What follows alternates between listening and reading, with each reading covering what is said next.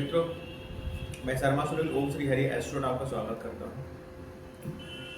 मित्रों, काल पुरुष की जो जन्म पत्रिका है, जो उनका वर्ग चार्ट है, उसका 5 नंबर भाव यानी कि पंचम भाव, जो कि 5 नंबर राशि से डिनोट होता है लियो साइन यानी कि सिंह राशि। पंचम भाव बेसिकली जो काल पुरुष की जन्म पत्रिका का जो पंचम भाव है, वो उसके जो कारक ग्रह हैं वो जुपिटर कहे गए हैं। मालिक जो है उसके जो रूलर हैं वो सन यानी कि सूर्यदेव है। ये जो भाव है बेसिकली जो भाव है वह बुद्धि का भाव है, वह संतान का भाव है, वह रोमांस का, प्रेम का भाव है, वह शिक्षा का भाव है, खेल कूद का भाव है, और एक कहते हैं ना कि क्रिएटर्स जो हम बोलते हैं, नई नई प्रतिभाएं जो उभरते हैं, उसका भाव है। तो हम यहाँ पर ये कह सकते हैं कि जो सिंह लग रही है, जो लियो असेंडेंट या लियो साइन के जो भी लोग होते हैं, that person who is under the Leo sign, they can be a sports person, a creators, a very wisdom person, teaching line जुड़े हो सकते हैं, बुद्धिमान होते हैं, रोमांटिक होते हैं और अच्छी संतान वाले होते हैं। चूंकि इनके जो रूलर हैं वो होते हैं सूर्यदेव जी, तो ऐसे लोग एक राजा की भांति जीवन जीना पसंद करते हैं। ये राज करते हैं, राजा हैं, इन्हें आदेश देना पसंद है, आदेश लेना पसंद नहीं है। साहसी, बुद्धिमान, जीनियस होते हैं, रूलर होते हैं, किंग मेकर्स होते हैं। इन लोगों की क्षमता बहुत ज़्यादा होती है। क्षत्रियों सा तेज इनके माथे पर झलकता है। ईमानदार होते हैं, गुस्से वाले होते हैं। इनकी कोई भी व्यक्ति जब भी बात काटता है तो इनको गुस्सा आ जाता है। ऐसे लोग हिम्मत वाले होते हैं। एक शेर, आप जानते हैं ना, लॉयन, एक समझ लीजिए, आप एक लॉयन को रख लीजिए और इनके स्वभाव को, इन लियोज को रख लीजिए। Both are equal things.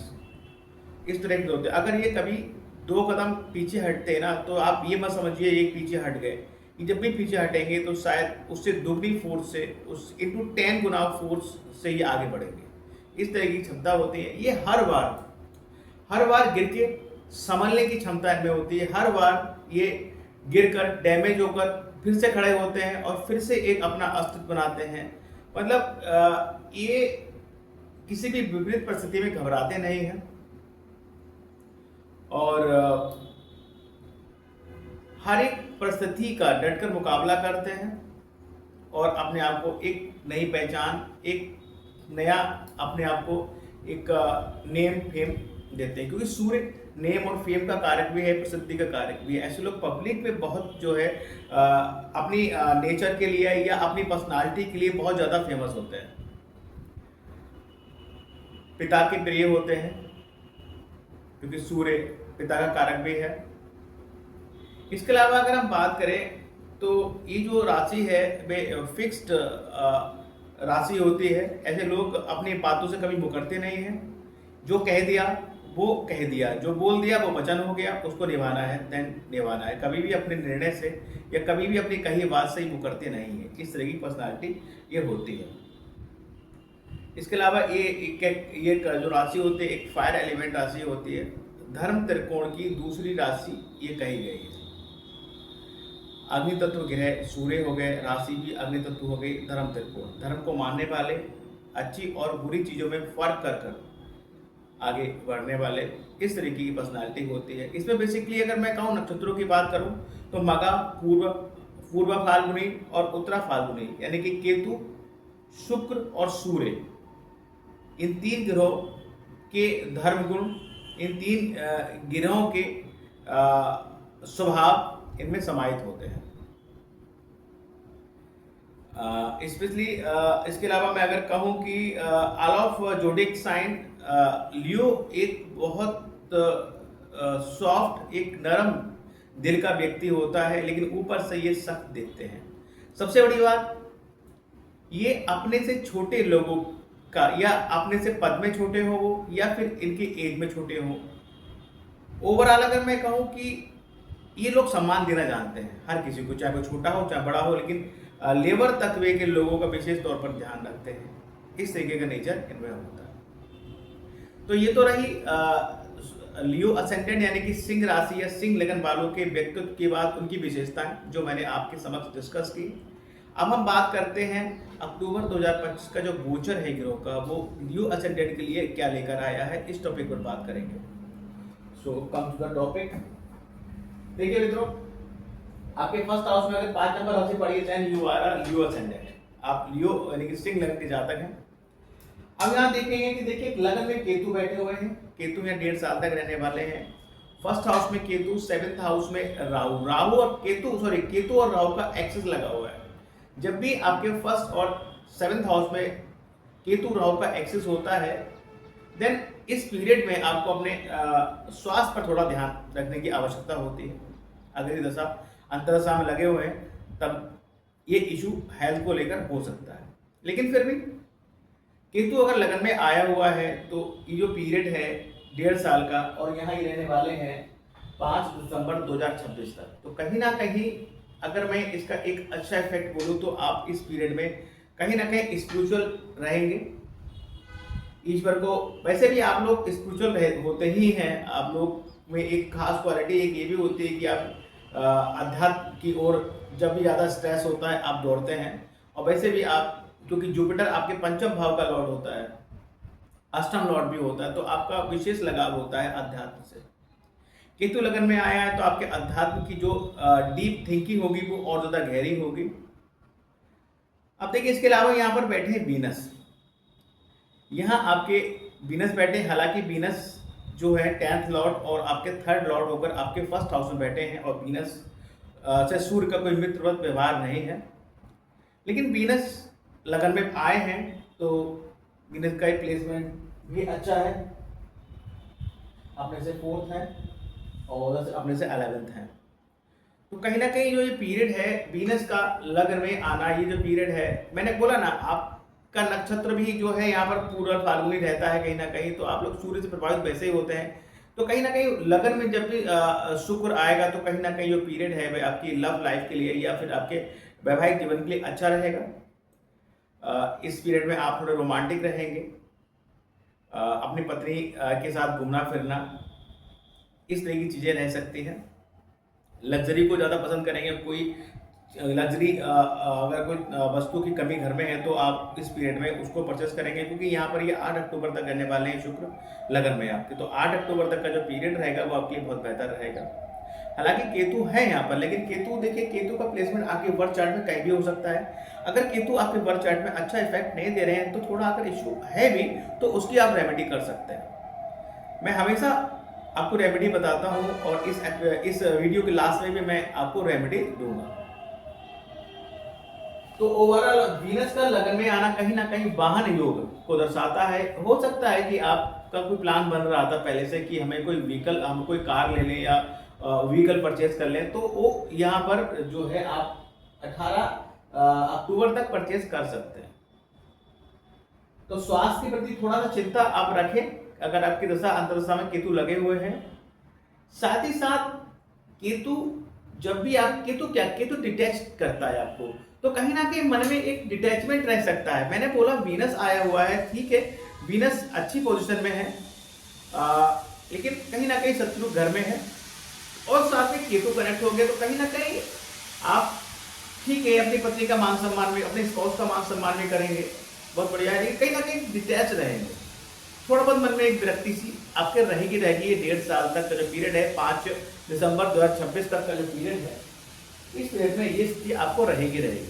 तो अगर केतु नेगेटिव इफेक्ट दे रहा है, इसकी रेमेडी करें। ओवरऑल जो स्वास्थ्य को लेके मैं इतना ज़्यादा चिंताजनक इसलिए नहीं हूँ, और क्योंकि आपका जो लग्नेश है वो 2nd हाउस में आया हुआ है, तो नो डाउट स्वास्थ्य का बड़ा इशू नहीं रहेगा। अब इसके बाद देखिए बात करते हैं सेकंड हाउस की। सेकंड हाउस में लग्न स्वयं विराजमान है, अपने मित्र की राशि में है, तो ये फाइनेंशियल पॉइंट ऑफ व्यू से ये बहुत अच्छा योग है। अगर मैं कहूँ कि मनी धन से रिलेटेड आपके लिए पीरियड जो है अच्छा चल रहा है। 17 अक्टूबर तक का जो पीरियड है वो आपके लिए बहुत बेहतर है। आप जिस भी काम में हाथ डाल देंगे वो काम सफल हो जाएगा। मिट्टी अगर छू लेंगे तो वो सोना बन जाएगी। इस तरीके का पीरियड आपका यहाँ पर ग्रह हैं जो गुजर कर रहे हैं। सेकेंड हाउस में आपके जब लग्नेश आ गए तो मैंने बोला फाइनेंशियल पॉइंट ऑफ व्यू से अच्छा है, घर परिवार की दृष्टि से भी अच्छा है। तो आप ये पीरियड जब तक यहाँ सन रहने वाले हैं 16 अक्टूबर तक सन कन्या राशि में रहेंगे। साथ में शुरू में 2 दिन तक यहाँ बुध भी रहेंगे अपने स्वराशि योग के, तो कहीं ना कहीं घर परिवार में आप रहेंगे और घर परिवार में जो है एक अच्छा माहौल रह सकता है, बढ़िया माहौल रहेगा। परिवारजनों के टाइम स्पेंड करेंगे, बुआ बहन भी हो सकता आ जाए इस पीरियड में आपसे मिलने के लिए। तो इस तरीके का मतलब एक फाइनेंशियल पॉइंट ऑफ व्यू से भी अच्छा है, और दूसरा आपके घर परिवार कुटुंब के साथ आकर रहना ये भी अच्छा रहेगा। बात करते हैं आपके थर्ड हाउस की। देखिए थर्ड हाउस में मार्स और मरकरी आ गए हैं। मरकरी एक्चुअली 3 अक्टूबर से मरकरी जो है थर्ड हाउस में आ जाएंगे, क्योंकि वो 2 अक्टूबर तक कन्या में उच्च के रहे थे।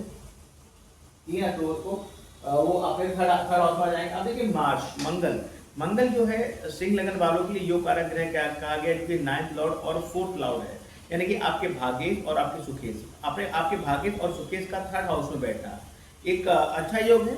ये जो पीरियड है, इस पीरियड में अगर आप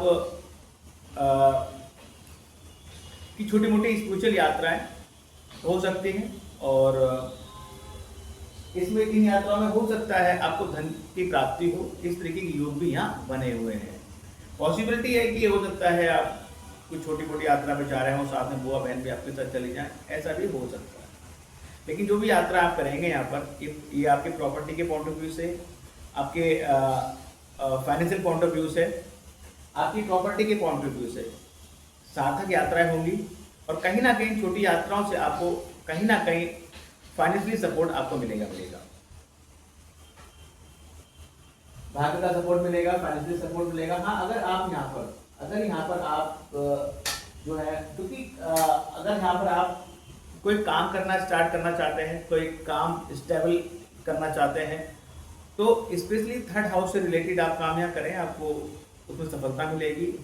टूर एंड ट्रेवल्स का काम कर सकते हैं, कमीशन का काम कर सकते हैं, कम्युनिकेशन का काम कर सकते हैं, आप मास मीडिया, मल्टीमीडिया, मास कॉम, इस तरीके के प्रोफेशन में भी जा सकते हैं।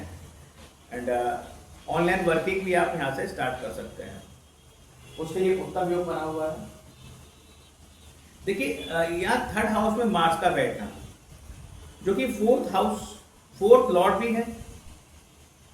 तो जब फोर्थ लॉर्ड के हम अगर चतुर्थ भाव के पॉइंट ऑफ व्यू से बात करें, तो कहीं ना कहीं यहाँ पर ये प्रॉपर्टी बेचने का योग भी बना रहे हैं, व्हीकल बेचने का योग भी यहाँ पर बनता हुआ दिख रहा है, क्योंकि मंगल यहाँ पर जो है 26 अक्टूबर तक थर्ड हाउस में रहने वाले हैं। 26 अक्टूबर का जो समय है, अगर आप कोई प्रॉपर्टी वगैरह सेल करने की सोच रहे थे, तो वो प्रॉपर्टी वगैरह आपको सेल हो जाएगी। कोई व्हीकल सेल करने की जरूरत है, वो भी यहाँ पर हो जाएगा। जैसे 27 अक्टूबर आएगा तो एक दूसरा योग बनेगा, मतलब वो प्रॉपर्टी को परचेज करने का योग बनेगा। मतलब यहाँ पर आपकी जन्म पत्रिका में जो अक्टूबर महीने का जो गोचर है, इसमें जो मार्च हैं आपके, जो आपके फोर्थ लॉर्ड हैं, वो दो तरह के योग बना रहे हैं। एक तो आपकी प्रॉपर्टी बेचना चाह रहे हैं जो लोग, उनका भी काम यहाँ हो जाएगा, उनका भी डील हो जाएगी, सौदा हो जाएगा, प्रॉपर्टी बिकने के योग हैं। और ऐसे लोग सिंह लगन के जो लोग प्रॉपर्टी खरीदना चाह रहे थे, तो 27 अक्टूबर का से आगे का जो समय है, जब तक मंगल फोर्थ हाउस में रहेंगे और वहाँ भी रहेंगे लगभग 6 दिसंबर तक, तो वहाँ पर आपको प्रॉपर्टी और व्हीकल्स खरीदने के योग भी दे रहा है, आप खरीद पाएंगे। एक ही सिचुएशन यहाँ पर दी हुई है। बात करते हैं देखिए आपके फिफ्थ हाउस पे। फोर्थ हाउस में बात कर चुका, प्रॉपर्टी वाली बात कर चुका, माता की बात है। देखिए यहाँ पर फोर्थ लॉर्ड 26 दिसंबर तक अपने से 12 है, तो कहीं ना कहीं माता के स्वास्थ्य में विकार आ सकता है, इस तरह चीजें रह सकती हैं। और प्रॉपर्टी अगर खरीदने का मन है तो मैं आपसे यही कहूँगा कि 26 अक्टूबर के बाद ही प्रॉपर्टी खरीदने का मन बनाएं और डीलिंग करें, और वो 6 दिसंबर तक आप कंप्लीट कर लें। बात करते हैं पंचम भाव की। पंचम भाव के स्वामी देखिए, पंचम आपकी लिए जुपिटर जो है 5th और 8th लॉर्ड है, और 5th और 8th लॉर्ड होकर वो बैठे हैं 11th हाउस में। आपकी जन्म पत्रिका में सबसे अच्छे भाव बैठे हैं। अगर आप स्टूडेंट हैं तो एज अ 5th लॉर्ड का 11th हाउस में जाना कहीं ना कहीं चीज़ दर्शाता है कि अगर आप स्टूडेंट हैं तो 17 अक्टूबर तक का जो पीरियड है, क्योंकि वहाँ ये 17 अक्टूबर तक रहेंगे, तो 17 अक्टूबर तक आपको पढ़ाई के क्षेत्र में जो है आपको बहुत अच्छे आपको आउटपुट मिलेंगे। एक अच्छा कहीं ना कहीं हो सकता है पढ़ाई के क्षेत्र में आपको मान सम्मान की प्राप्ति हो, कहीं ना कहीं कोई स्कॉलरशिप या कहीं ना कहीं कोई अवार्ड वगैरह आपको मिलेंगे। इस तरीके के योग हैं जिससे आप प्रेम करते हैं उससे बहुत अच्छे संबंध रहेंगे। और पॉसिबिलिटी ये भी यहाँ हो सकती है कि कहीं ना कहीं आप लव मैरिज करने की सोचें और वो भी 17 अक्टूबर से पहले आप कर लें। अगर आप कोई बेबी प्लान करने की सोच रहे हैं तो उसके लिए भी 17 अक्टूबर तक का पीरियड अच्छा है।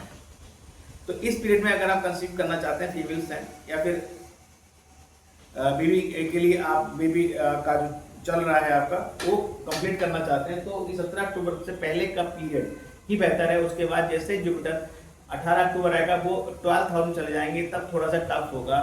उस पीरियड में कहीं ना कहीं मेडिकल ट्रीटमेंट की ज़्यादा जो है जरूरत आपको पड़ेगी। बात करते हैं आपके 6th हाउस की। देखिए 6 लॉर्ड आपके बैठे हैं 8th हाउस में। 6 लॉर्ड सेटल 8th हाउस में बैठे हैं जो कि रेट्रोग्रेड है।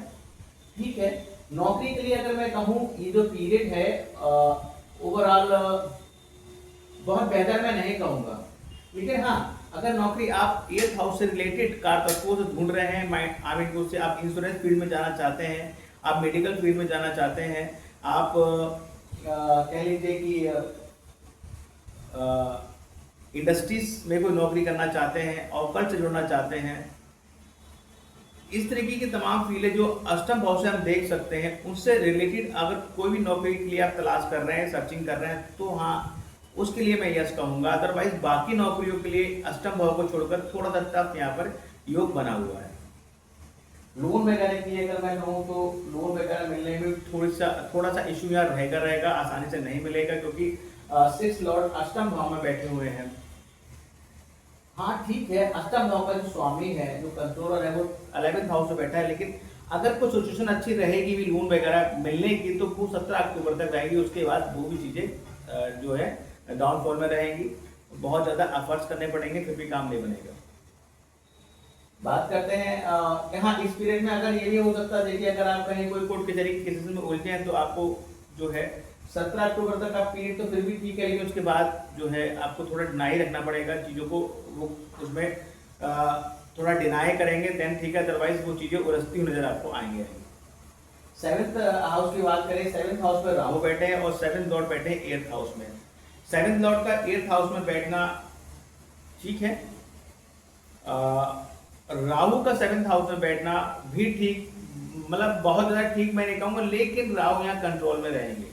क्योंकि देखिए मैं हमेशा बोलता हूँ राहु जब भी 7th हाउस में अकेला आता है तो कहीं ना कहीं वो 7th हाउस से रिलेटेड जो चीज़ें हैं उसमें आपको इतना अटैच कर देगा कि आप जो है अनऑर्थोडॉक्स तरीके से उन चीज़ों को हासिल करना चाहिए। यहाँ पर राहु है 7th हाउस में, राहु जब भी 7th हाउस में आएगा तो आपकी जो वैवाहिक जीवन है, जो आपकी मैरिटल लाइफ है, उसमें कहीं ना कहीं गलतफहमियां देगा। लेकिन ये गलतफहमियां 17 अक्टूबर तक बहुत ज़्यादा तूल नहीं पकड़ेंगी। उसका रीज़न ये है क्योंकि जुपिटर आपके जो है 11th हाउस से बैठकर राहु को देख रहे हैं, राहु पर अपनी पैनी दृष्टि बनाए हुए हैं।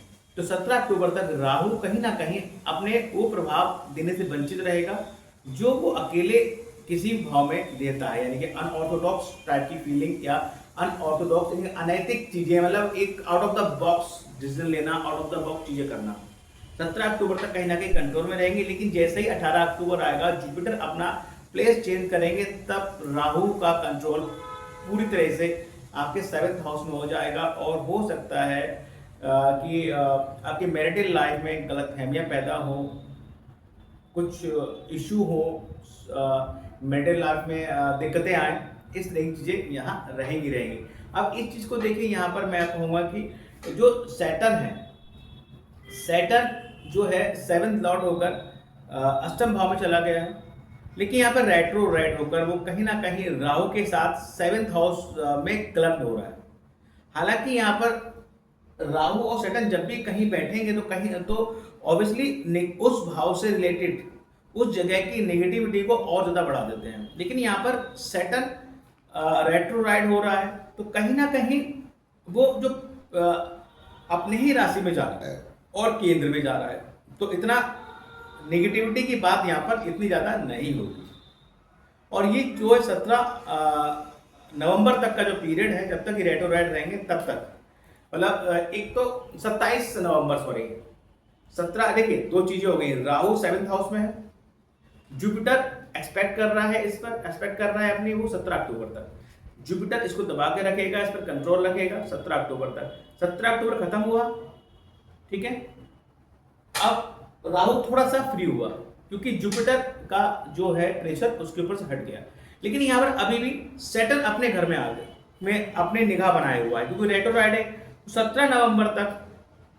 हालांकि तो फिर भी चीजें आप कंट्रोल में रख सकते हैं, ठीक है, रहेंगी क्योंकि सैटर्न अपने भाव में आ गए। लेकिन 27 नवंबर के बाद जैसे ही सैटर्न डायरेक्ट हो जाएंगे तब राहु का पूरा राज यहाँ हो जाएगा, तब चीजें थोड़ी सी बिगड़ सकती हैं आपकी मैरिटल लाइफ में, आपके पार्टनरशिप व्यापार में।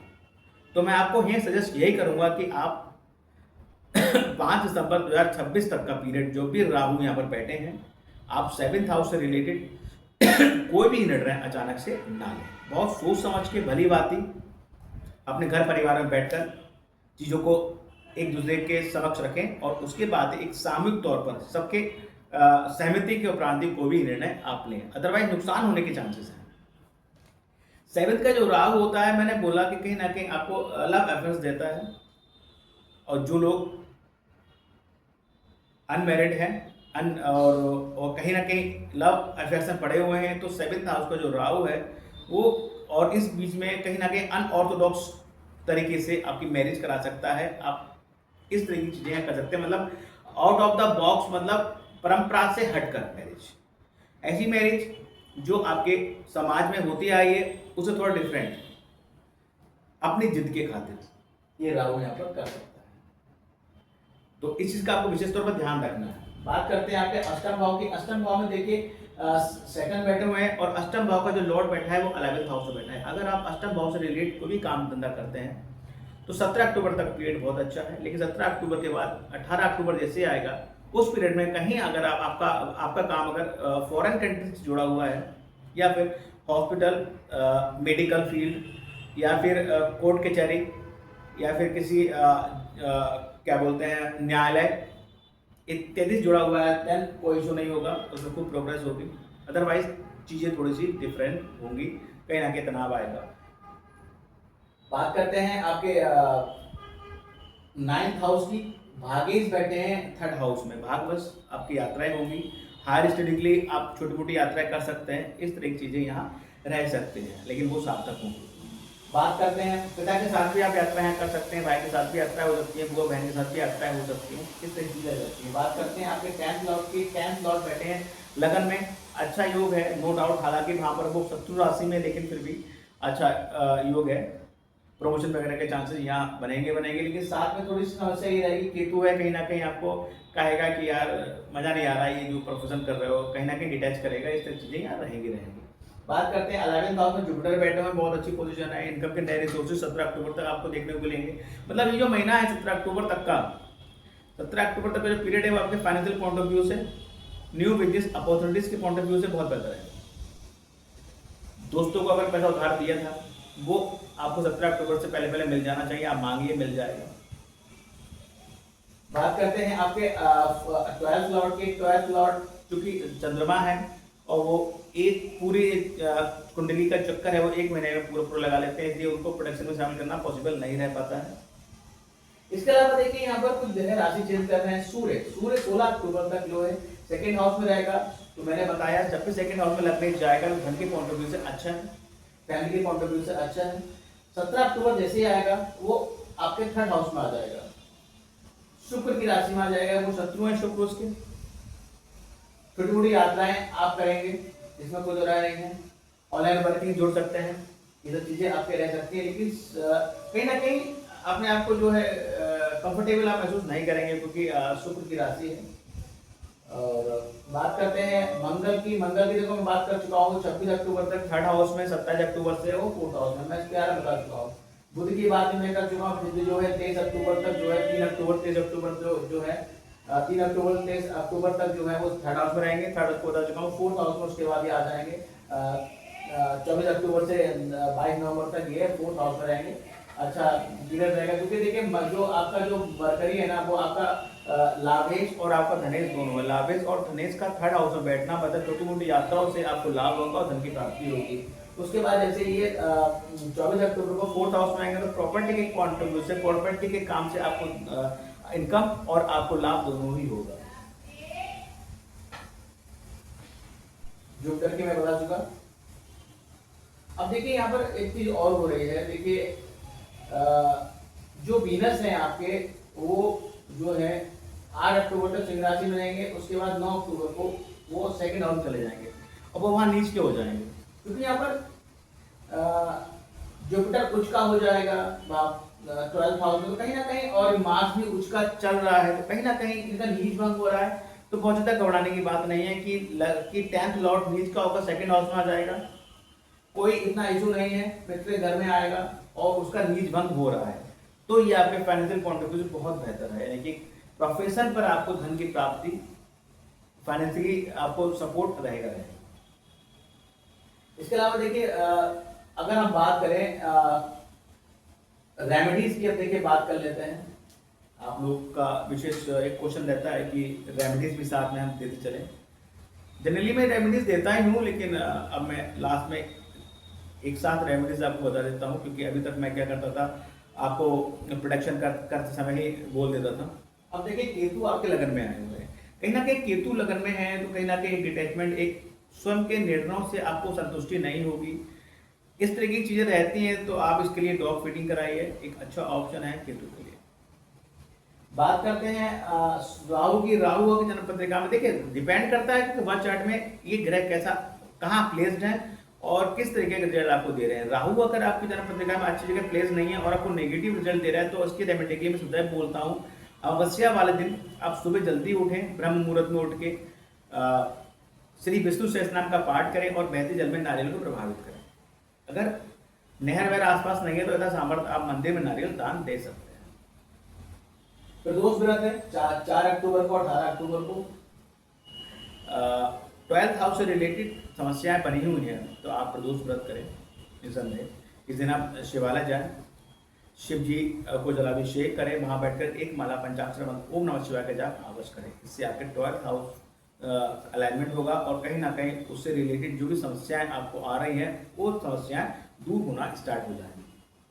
इसके अलावा बात करें चतुर्थी की, देखिए 10 अक्टूबर और 25 अक्टूबर को चतुर्थी है, संकष्टी और विनायक चतुर्थी। अब देखिए आपके धनेश और लाभेश, आपके 11th लॉर्ड और आई मीन टू से आपके 11th लॉर्ड और आपके सेकंड लॉर्ड दोनों ही मरकरी हैं। कहीं ना कहीं बहुत एफर्ट्स करने के बाद भी कोई इनकम नहीं हो पाती या मनी सेविंग नहीं हो पा रही, या कह लीजिए 11th और सेकंड हाउस से रिलेटेड आपको अच्छे रिजल्ट नहीं मिल रहे हैं बहुत ज़्यादा एफर्ट करने के बाद भी, तो निसंकोच आप गणेश मंदिर जाएं, विनायक और संकष्टी चतुर्थी वाले दिन गणेश जी को लड्डू का भोग लगाएं, उनके चरणों में दुर्वा अर्पित करें, पूजा अर्चना करें, क्षमा याचना करें उनसे। ये चीज़ें, ये समस्याएं जो बनी हैं आपकी 11th और सेकंड हाउस से रिलेटेड वो दूर होंगी। बात करते हैं शरद पूर्णिमा की। 6 अक्टूबर शरद पूर्णिमा है। गज के योग की देखिए बात करें तो 1, 7, 14, 21 और 28 की 5 तिथियां हैं। इन दिनों आप गज के योग विद्यमान रहेगा जो है ब्रह्मांड में। मैं हमेशा आपको बताता हूँ कि गज के योग वह योग है जो जिस भी जातक को जातिका की जन्म पत्रिका का अच्छी मालूम होता है वो बहुत कम मेहनत से आसमान की बुलंदियों को छूता है।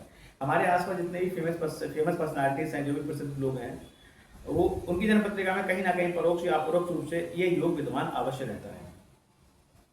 देखिए इस माह दशहरा 2 अक्टूबर को है और धन त्रयोदशी 18 अक्टूबर को है, नरक चतुर्दशी यानी कि दीपावली जो 19 अक्टूबर को है और भाई दूज 23 अक्टूबर को है। इससे पहले मैं कहूँ कि जो है 1 अक्टूबर को जो है आपका रामनवमी भी है, तो आप सबको रामनवमी, दशहरा, धन त्रयोदशी, नरक चतुर्दशी, दीपावली और भाई दूज की ओम श्री हरि एस्ट्रोवर्ड के माध्यम से मैं आप सबको बहुत बहुत बधाई देता हूँ और ईश्वर से कामना करता हूँ ये पर्व आपके लिए एक हर्ष और खुशियाँ लेकर आए और आप बहुत प्रफुल्लित होकर इन त्योहारों को मनाएं।